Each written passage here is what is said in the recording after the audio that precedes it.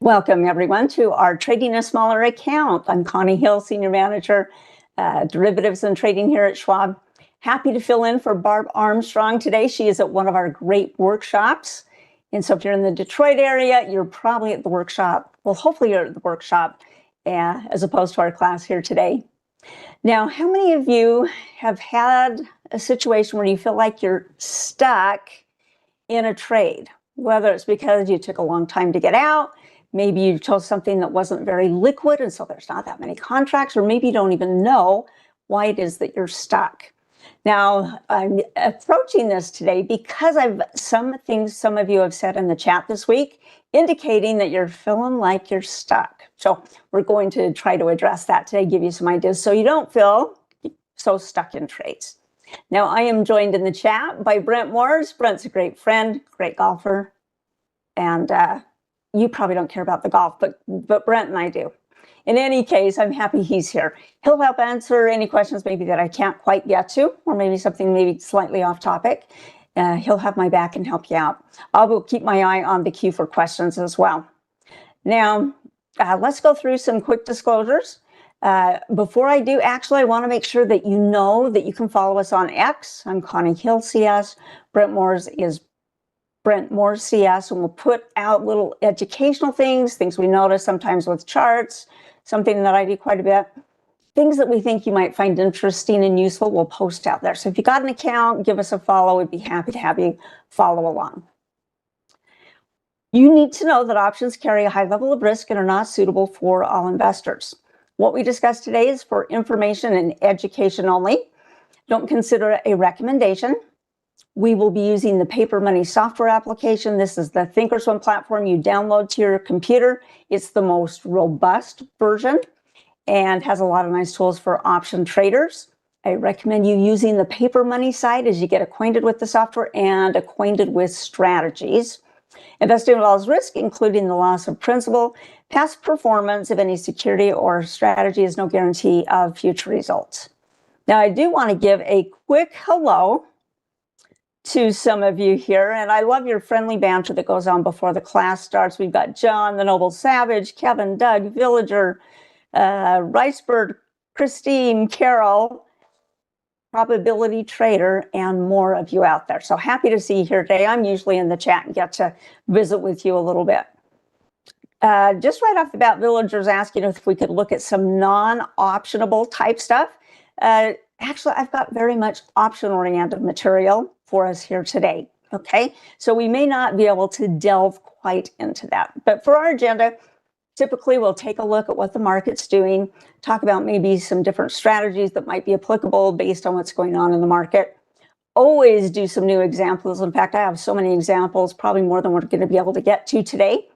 And I have something I want to show you about managing an existing trade that we actually did in this class on, I think the date was March 21st. We're going to take a look at it.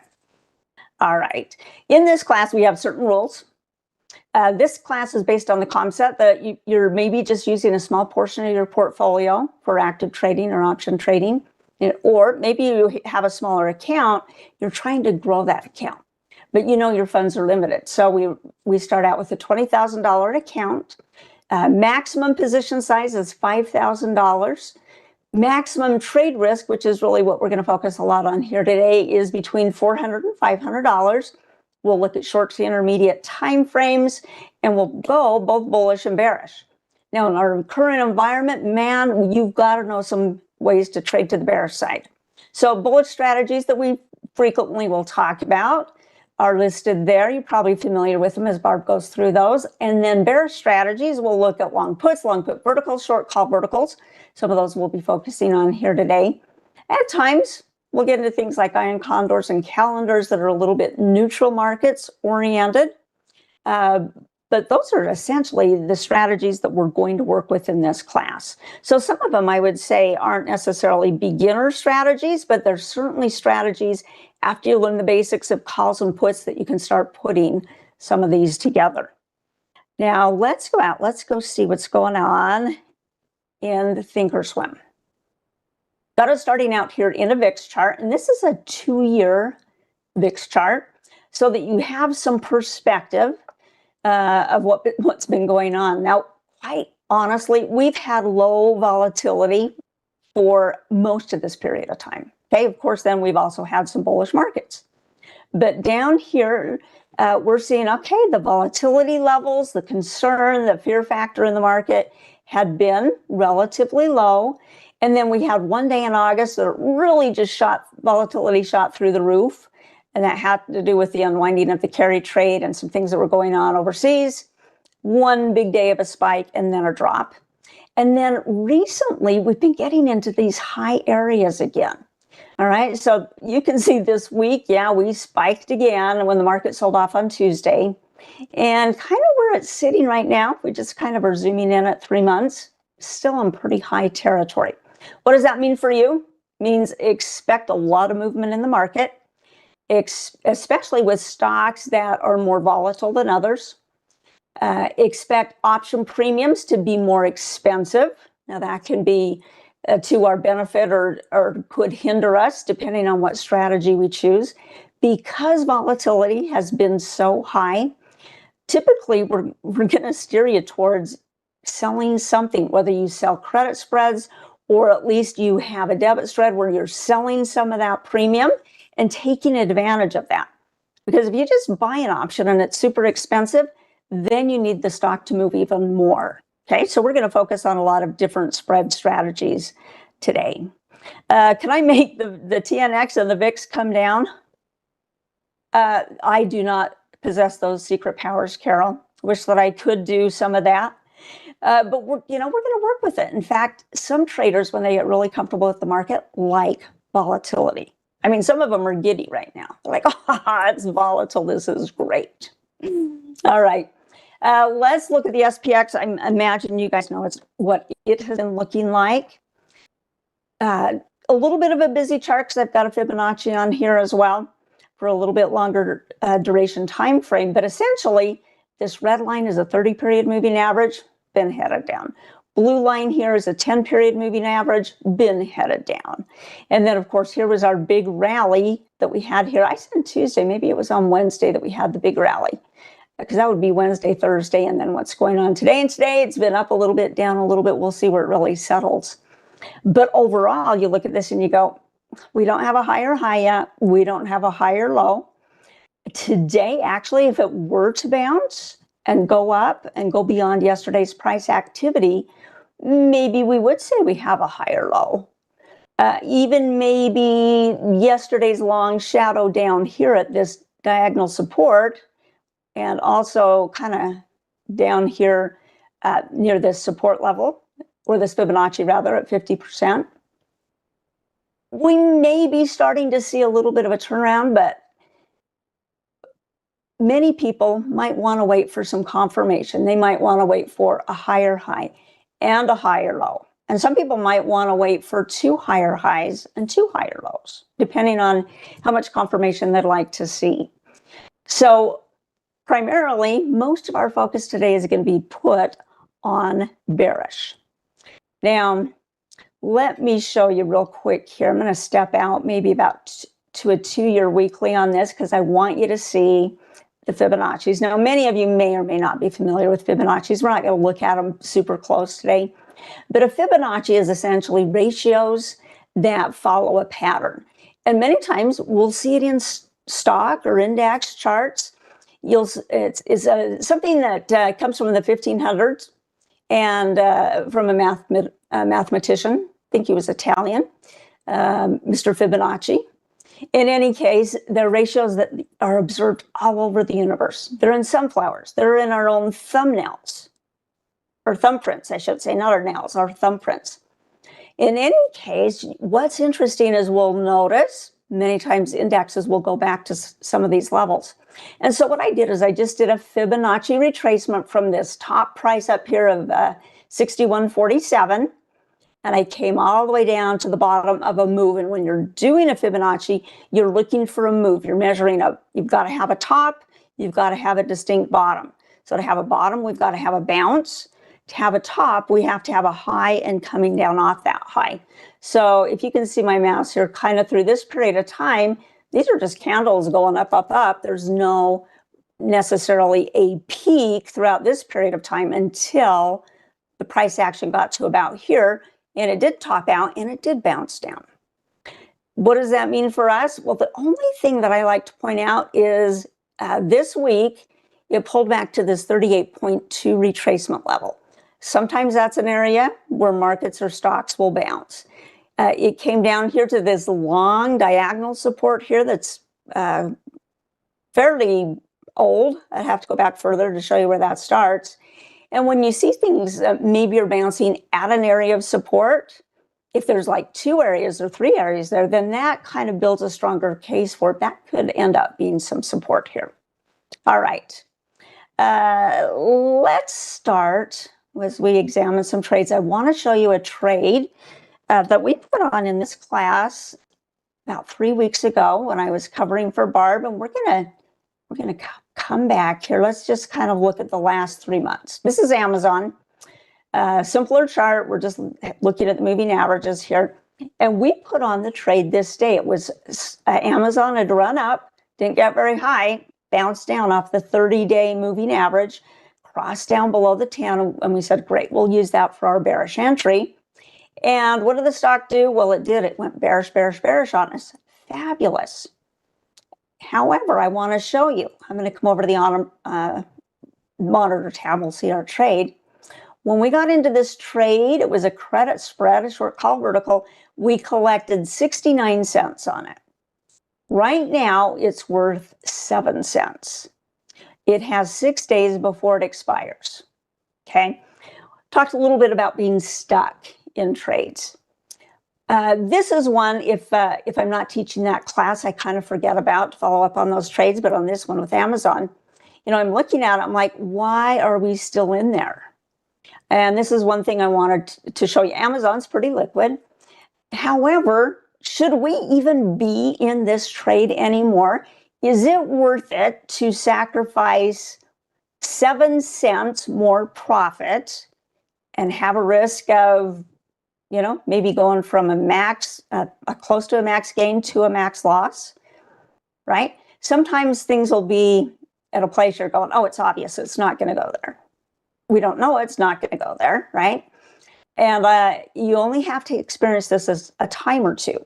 When you go from a position of having a pretty good gain on a credit spread and having some bad news come in the next day, and boom, you go to a max loss. That is painful, okay? So many traders try not to get stuck in these trades. They'll get out. Many times they'll have a window between, say, 4 to 10 days before the options expire and say, be out. Take a little profit, take a little loss, whatever you have to do, be out of the trade so you don't put yourself in that position because you're like, is it really worth 7 cents? Roughly, we've got about 90% of our gain out of this stock, okay, out of this little trade. So we are going to close this thing out. We're going to say, thank you very much. Our net on it will be basically 69 cents minus whatever we get filled for, whether that's 7 or 8 cents. It's worth it for some traders to just have the risk reduced, be out of the trade, move on to something else. All right. Yeah, Rice, we're saying now, take the money and run. We're up about 90%. Absolutely. Yeah, there's and Carol makes a comment here about, with what's going on with tariffs and the turbulence, there's no calmness to the markets right now, right? Things from day to day, we're just getting whipsawed around. So we're going to go ahead. We're going to lock in profitability here. This is saying maybe we could get out about 7 cents at the midpoint price. We'll try it. If it doesn't fill us before we're finished, I'll go out and change it. We got filled on it. Perfect. All right. Not stuck in that trade anymore. One thing you'll notice is some stocks, if they're not as liquid, the monthlies many times we're going to find are nice and liquid, okay? But sometimes these weeklies, when you get up to just a few days before they're due to expire, you're going to see open interest kind of withers, right? Because people have already been trying to get out of their contracts. Now, this one isn't quite a good example here for 0 days to expiration because there's a lot of open interest out there. But some stocks that maybe don't trade the same volume as Amazon, that's something that you could find. And sometimes you could be stuck in a trade that way. Another way to be stuck in a trade is just not paying attention, like the Amazon one. And all of a sudden you're in a position, you're like, oh man, I should have got out. and maybe there's not enough activity out there that you put your order out and the market doesn't take it, right? Sometimes you'll see that happen. Yeah. All right, here. Let's move to the next thing. The next thing is looking for some new opportunities. All right. Now, based on what we've talked about, would probably be a little bit more inclined to be looking at more bearish strategies than bullish ones. Okay. We're going to start out with some bearish ones here. The first one we're going to go with here is MCHP Microchip Technology. And again, this is a 3-month chart. We could have a little bit more perspective if we come out here. This thing's kind of been tanking for a while, hasn't it? So if we're looking for bearish strategies, we're looking for those stocks that already have a bearish trend, or if you're doing a credit spread on them, they can be a little bit neutral. All right. And overall, I mean, it looked like it was going to rally. It formed a higher high, and then, of course, it didn't, right? It pulled back. So what are we seeing right here? Now, this 39-ish, 40-ish area had been a level of support a long time ago. And this 3065 was support a while ago. And it's kind of in between those two levels right now. It's broken through the support here, down about 3.5% here today. Looks like it tried to rally a little bit earlier, right? But it's still in a down position. So what kind of an entry might that qualify for? That might qualify when we have an update, sometimes we'll use this little acronym here. We're looking for a close below the low of the high day. Well, this high day was so incredibly high. Yesterday, it didn't close lower than it. Today, it's still early in the market. We don't know if it's going to close below our low candle day here, which was the big rally day. But it looked like it made a move, trying to go past that. So some traders will use that. They'll look for a move beyond the low price of that candle. All right. Now, let's go ahead. Let's construct a trade here. On this one, and for today, we're actually going to use all May 16 that are the monthlies. They have the most activity. Now, many times traders like to sell between 20 to 40 days, 20 to 50 days when they're doing spreads. But if I open up, say, these weeklies, and you're out here looking at the open interest column, which is right here, you're like, oh, those are really dinky numbers. We've got 229 there, but the rest of them are pretty small. So one way to not be stuck in a trade is if you notice lower activity, lower open interest, don't try to get it because it's cheaper. Okay.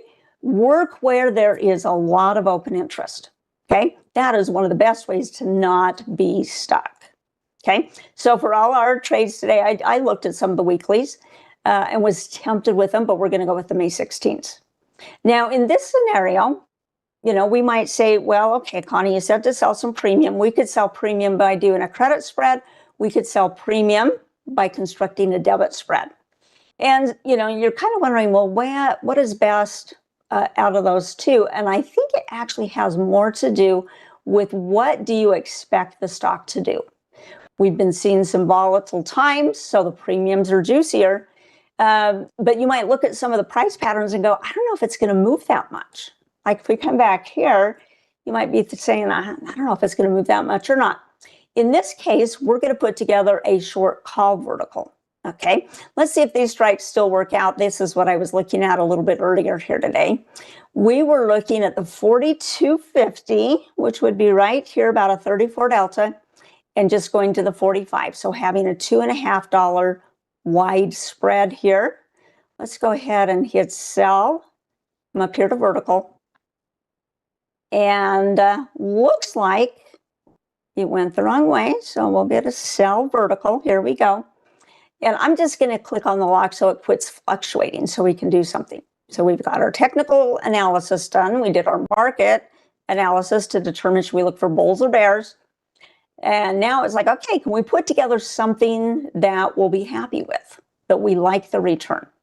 So what we're going to do here, if we have a $2.50 wide spread and we have a $7 credit, or a 70-cent credit rather, okay, we're going to figure out what our max theoretical loss could be. clear that out again. We're going to start 2.5 minus 0.7. And so we are willing to risk $1.80 to make 70 cents. Okay, we're willing to risk more than what we have to lose in a credit spread. Why would we be interested in that? We would be interested because of the high probability. This is my column that shows probability of expiring out of the money. Right now it's a 73%. So typically anything 60% or over is what traders might consider higher probability. So this is already close to 73 here. All right, that's why somebody would do it. Now, if we are risking $1.80 on each of these contracts, for our situation, for our purpose, we only want to risk $400 to $500 a trade. That means we're going to do 2 contracts. We're not going to exceed that. Even if you think, oh, this looks more perfect, maybe I should load up.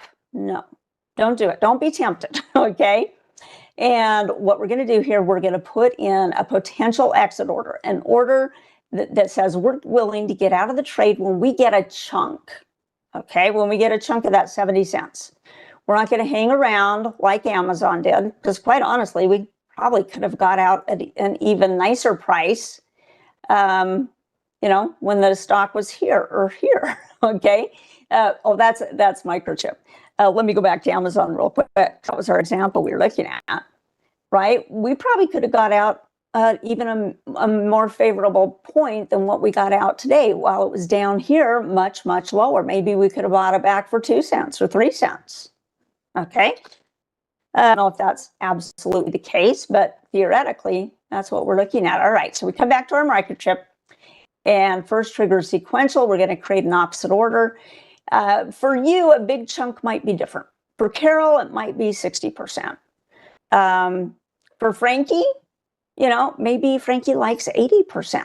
Okay, you get to decide, and sometimes it may vary per trade. You might start out with a number, and then as the trade matures, then maybe you change that number for whatever reason. Maybe it's moving real quickly and you're ready to get out. You've got most of it, whatever the case may be. So when we're going to go with 70% on this one. When we get 70% of our 70 cents, only 30% is left. So we'll multiply that by 0.3. We're going to go buy this back at 21 cents. Okay, we're going to have that order sitting there. You can be out walking the dog. You can be doing whatever you want. And if these conditions are met, let this software execute it for you. We'll put this in confirm and send. And I'm going to put this in trading a smaller account because I might be back with you as Barb has a lot of traveling going on right now. All right. Yeah, some stocks are big movers. Yeah, absolutely. George says to the probability trader, Apple is very China tariff dependent, and we're going to find some stocks that's up in the news, right? Big concerns about it. Yeah, and I like this, what Frankie said. Frankie said, in this market, I'm happy getting 50%, right? You're happy. Your level of happiness might change a little bit depending on what's going on in the market. So great comments, you guys. All right, we put in our first trade. We're going to take a little pause. I believe I saw out in the chat a survey. And indeed, there is a survey out there. You guys know from time to time, we'll kind of test the water, see how you guys are feeling about things. And this survey is specifically for today's class, okay? When we're done, we always appreciate it if you fill that survey out for us. If you want us to select on the link right now, just have it sitting in the background. Then when it's time for you to go or our class is over, if you wouldn't mind filling that out for me, as coaches, we really appreciate it. I appreciate that it's a short survey. 2 questions. Fill in the radio button. Plop, plop. Okay? And if you want to answer a couple questions, you can. If there's things you want to address specifically about this class, either to me or to Barb, okay, you can put it in those comments there as well. If it's something for Barb, I'll pass it on to her. And I'll tell you, respond about what are you having struggles with? What are your points of pain?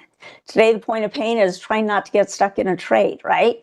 By looking for open interest and getting out 4 to 10 days before the option actually expires. So I'll encourage you to do that. And while I'm here and we're taking a short break, I'm going to jump over to the Trader Talks channel. Let's click on the right thing here. I hope all of you become subscribers. We talked about it a little bit because we know you can find our content so much easier if you become a subscriber to our Trader Talks Schwab Coaching webcast list. Okay, you'll see what's going on. This is the class that's going on right now. Here are some classes that just have occurred this week, so super new content. Things that are coming up. All right, after our class, we're going to have advanced charting techniques. That'll be the next class with Cameron May. And then if you're just looking for a specific playlist, you can come over here and go directly to that playlist. Okay, so just going to encourage you, be a subscriber, helps you out. And it helps us as well, and allows other people to find our content more easily as well. Let's head back to our Thinkorswim here. All right, next up. Let's look at another stock here. This one, let's take a look at it first. Palo Alto Networks. Okay, Palo Alto, it's obviously a technology stock, and technology stocks have been here particularly hard in this pullback that since this high day on February 19th. Let's zoom in here a little bit closer. Did it rally with the market? Oh yeah, technical stocks rallied. Yesterday, a little bit of pulling back activity. We saw that across the market. And today it's bound, it's kind of dropping even more. It almost looks like it's running into this 10-day moving average today and kind of bonking its head, rolling over. Okay, some traders like to use something like that as an entry. The other thing I noticed is maybe some short-term support here about 165. It looks like, and even earlier it looked a little bit more bearish, like it was breaking below that line. Okay. So again, a couple of different types of entries that traders might be looking for. All right, let's come over here to the trade tab. Oh, actually, let me go back. Something I really like to do is I like to look at the past and go, okay, where could the stock find some support? All right, and we're going to use previous support and resistance levels. So, we might come out here, we might go, oh, well, there's one clear down here at 135, maybe a little spike here down here, but we've got a few more common points, maybe about 143-ish. And the stock is up here, just breaking below this area of support. And there could be another area, maybe in this range, generally on $160 stock, $4 between the two might be a little tight. Usually it's kind of spaced out by maybe 8% to 12%, something in that range. So a $4 spread, not very common. Okay, we'll see if it really uses it or not. In any case, does it have some area to drop to? Absolutely. All right. On this trade, again, we're going to use the monthlies. We're tickled pink with the open interest we're seeing out here on the put side, right? It gives us the idea that lots of other people are trading these contracts. We shouldn't less likely, I guess maybe to say, to be stuck because there's a lot of trading activity. Now, something you're going to notice recently is that the spreads are a little bit wider than they usually are. When VIX is high and stocks are moving all over the place, especially on the big rally day, you would have noticed, man, those spreads got really wide initially. Okay, and you're like, oh, I really like my spreads tight. If the market settles down a little bit, we'll probably notice those spreads tightening up. Okay, on this one, let's see if these strikes still look pretty good. I was looking to do the 165, 160 long put vertical. So creating a debit spread here. Okay, so we're going to say buy vertical. And what would we need this stock to do? We're going to need it to move a little bit. Okay, we want it to be below our short leg here. That's 160. Now, interestingly enough, well, it's kind of at the high end of that, isn't it? It's at 164, so we definitely need it to drop a little bit less than $5. Now, if we look at this on the chart, let's see if it looks extreme or if it looks, fairly doable. Here's our stock right here. And let me think, was it 160? Yeah, it was 160. How far does it need to drop? Well, here's 160, so a little bit below that white line. That's how far we need it to move in 35 days to be getting to a situation where we're looking at some more like the max gain scenario versus a max loss scenario.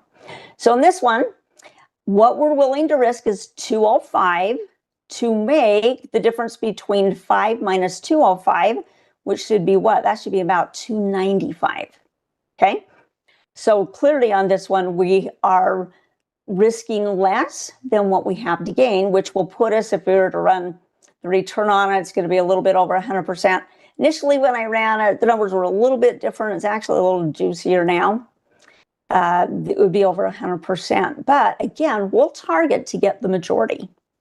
Whether it's that 50% or 80%, we're willing to just kind of, if we can capture it, great. We're going to capture it, move on.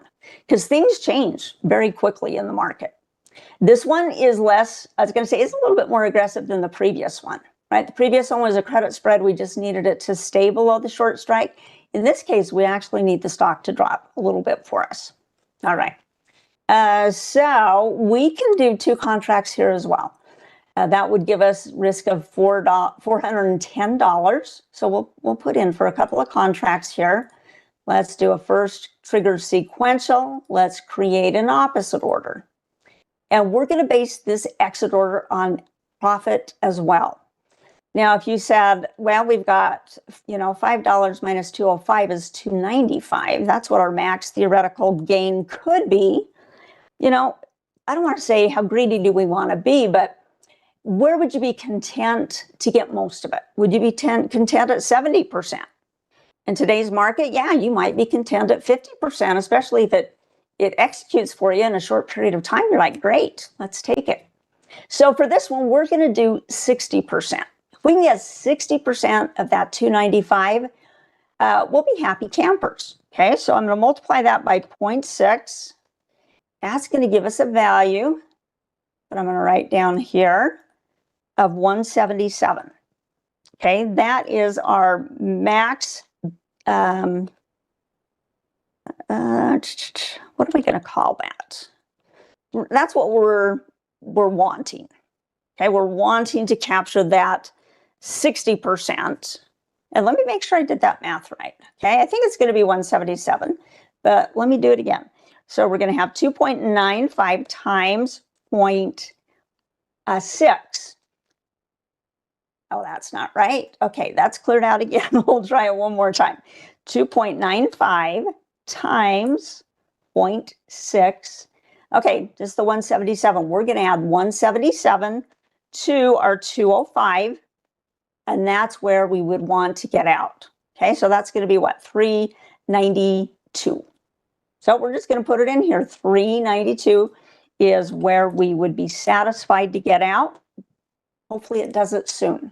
The sooner, the better. Right? The sooner, the better. You're done with your potential obligation. You've locked in a chunk of gain. You're happy to move on, look for a new trade. All right. Now, RT is letting us know the midpoint price is about 240, where that's lying. Rather than, I was just taking the straight math, $5 minus 205 for the max theoretical. The 240, maybe I'm not seeing it on the right. Maybe I'm not seeing the right way here, where RG is saying the mid price is 240. Mine's just coming in at 205. Now, if I unlock it, it might go up to 240. It didn't. It went to 205. We'll just leave it there. Okay. And be content to get out if it hits that for us. We'll throw that in our trading a smaller account bucket. Okay. We got 2 trades down, a credit spread, a debit spread. Definitely wanting to sell some premium because VIX is pretty high. And I don't know, but I imagine because it is so high, we might be in higher ranges for a bit, which for you might say, okay, premiums are going to be more expensive. For sellers, that could mean they're a little bit more juicy. Let's take a look at this other stock here. Let's take a look at, we've got a couple we can choose here between. I'm looking at Target here. Target, it was 173 6 months ago. Here, poor little guys down here at 90. Okay, so definitely we're picking on stocks that have been losing, and the expectation is that they'll continue to lose. Now, I have a couple of ways that we could look at this technically, okay? One, I'm looking at this green candle, that bullish day that we had, hit the 10-day in Israel and back over. Yesterday, it didn't get a close below the low of the high day, which would have been the green candle. Today, it's kind of trying to move in that area. But I was wanting to know, hey, are we at support? And if I go back here, I think we're going to have to go back. Let's try 5 years here. We have to go back. Oh, maybe it was 10 years. This one, we maybe even had to go back 10 years to see when was the last time target that low. Okay, this is a 10-year chart, so it's been 8 or 9 years ago. The question sometimes comes up, is this level of resistance or support still valid? Is it still valid? It was a long time ago. And the answer is, sometimes it is. Sometimes, it's had a pattern of where buyers and sellers buy in and sell off. And so some of you might say, I think I would feel a little bit better if we did a conditional entry on this, making sure that we could maybe get in if it gets below this area. Because the way it looks right now might not be convincing to everybody, okay? It doesn't mean it'll absolutely bounce here. We don't know. But if we put in a conditional order, we'll say, hey, we want the stock to go lower. So the low price here, and I'm going to write this down because this is going to be part of our order. The low price, let's see, that day was 87.35. This day was 87.88. So 87.35 is a little bit lower. Let's see if we make this go. We're going to say 87. We want it to drop. So that'd be a couple bucks below that 90 to give us the idea that, yep, it's really falling through. Yeah. Okay. Something good for bearishness. Isaiah says, did we set an exit order for PanW? We did. That one, we did a 70%. No, we did a 60% on PanW. On Microchip, we did a 60%. Or Microchip, we said if we get 70%, we're happy.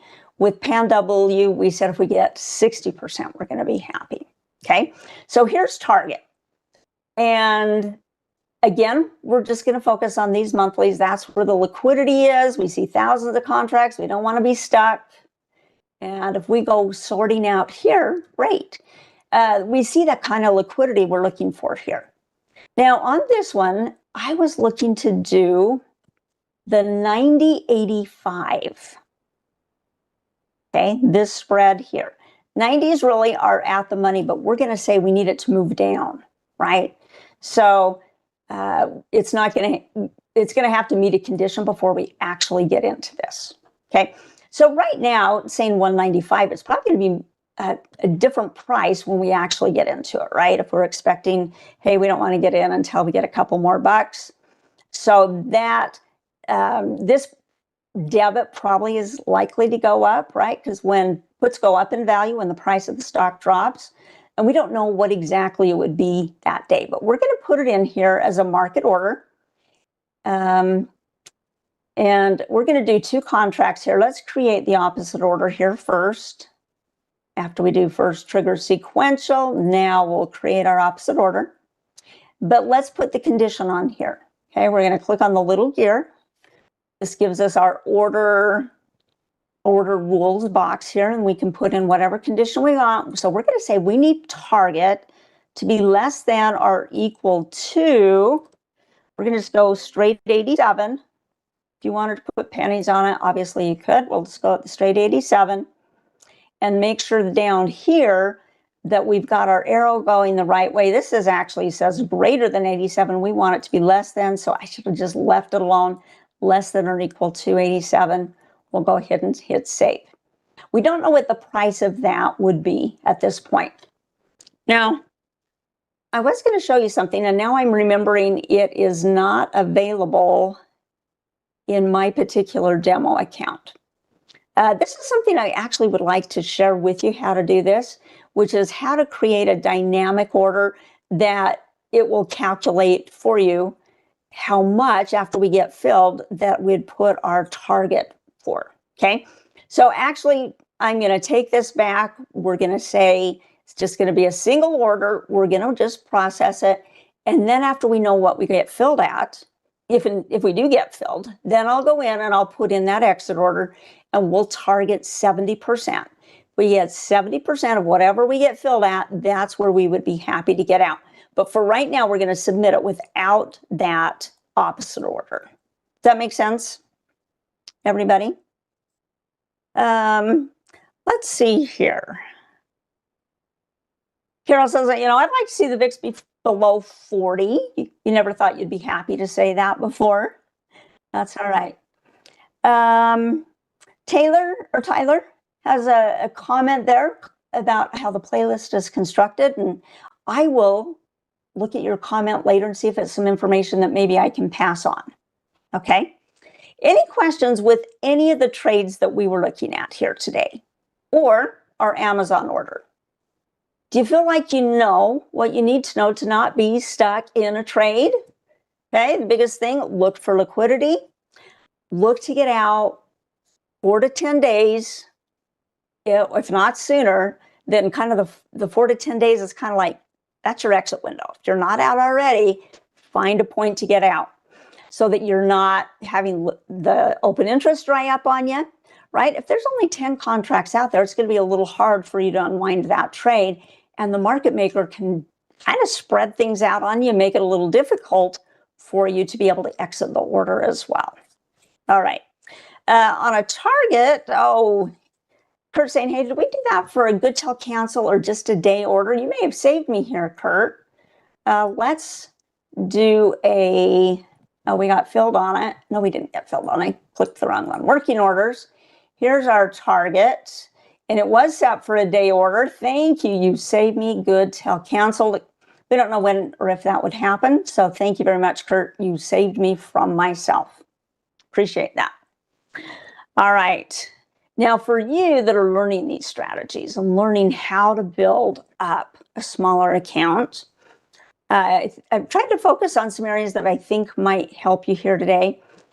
Focusing on really liquid stocks. We spent some time on that. However, just know that if you can do some small profit type trades, that those small profits can eventually add up, okay? So don't feel like you've got to hit trades with home runs every time or you're not going to be able to grow your account. I mean, that certainly is an approach that some people use, but just know that these small little gains as they come along begin to add up over time, okay? So hopefully you'll be able to do that. Now, if you're not comfortable with strategies yet, do some paper trading. In fact, I'm going to say do at least 3 paper trades this week in your paper money account. You can trade these trades that we've talked about. You can trade new ones that you find, right? Where you're just building your skills and getting more comfortable. It's really hard to get comfortable if you stay on the sideline.